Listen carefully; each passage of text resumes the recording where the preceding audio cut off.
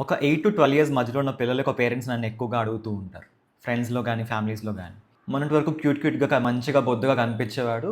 ఇప్పుడు మంచిగా ఫేస్ మొత్తం మారిపోయి ఖరాబ్ అయిపోయింది. గ్యాప్స్ వచ్చేసినాయి టీత్ మధ్యలో. పెద్ద పెద్ద బన్నీ సైజ్ టీత్ వచ్చినాయి అని చెప్తూ ఉంటారు. సో, యూజువల్‌గా పాల పళ్ళనేవి చాలా చిన్న సైజులో ఉంటాయి. పర్మనెంట్ టూత్ శాశ్వత దంతాలనేవి కొంచెం పెద్ద సైజులో ఉంటాయి. సో, ఈ 8 ఇయర్స్ అప్పుడు ఈ ఫ్రంట్ ఉన్న మిల్క్ టూత్ అనేవి పోవడం.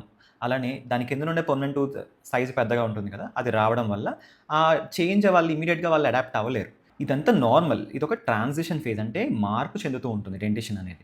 ఫ్రమ్ మిల్క్ టూత్ నుంచి పర్మనెంట్ డెంటిషన్‌కి మారుతున్నటప్పుడు ఇలాంటి చేంజెస్ అనేవి గమనిస్తూ ఉంటాం. ఇది టెంపరరీ. దానికదే కరెక్ట్ అవుతూ ఉంటుంది. సో, ఎప్పుడైతే పక్కనుండే కెనైన్స్ పోరపళ్ళనేవి కిందకి రావడం జరుగుతుందో, పక్కనుండే సెంట్రల్ ఇన్సిసర్స్ అంటే ఇన్సిసర్స్ గాని, పక్కనుండే లేటరల్ ఇన్సిసర్స్ పైన ప్రెషర్ పడుతూ ఉంటుంది.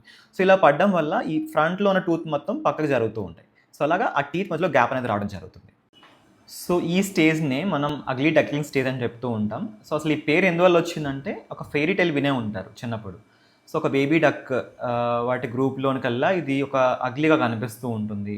వాటి గ్రూప్‌లో చాలా వరకు రిజెక్షన్ ఫేస్ చేస్తూ ఉంటుంది వాటి పియర్స్ నుంచి. సో, ఈ అగ్లీగా కనిపించే బేబీ డక్ అనేది over a period of time కొన్ని రోజుల తర్వాత ఒక బ్యూటిఫుల్ స్వాన్ కింద మార్పు చెందుతుంది. సో, అలానే మీ కిడ్స్ కూడా ఒక 12 ఇయర్స్, 14 ఇయర్స్ రాబోటికి కంప్లీట్ డెంటిషన్ అంతా వచ్చేసిన తర్వాత ఏదైతే గ్యాప్ అనేది ఉండదో, అగ్లీగా కనిపించదో అదంతా కవర్ అయ్యి కంప్లీట్‌గా మార్పొస్తుంది. సో, ఈసారి ఎవరిని మీ కిడ్స్ ఒక 8-12 ఇయర్స్ ఉన్న కిడ్స్‌ని మీ టీత్ బాలేదు, సరిగ్గా లేవు అని చెప్పి మీరు బాధపడొద్దు. వాళ్ళని ఇన్సిస్ట్ చేయొద్దు. Like, share and subscribe for more updates.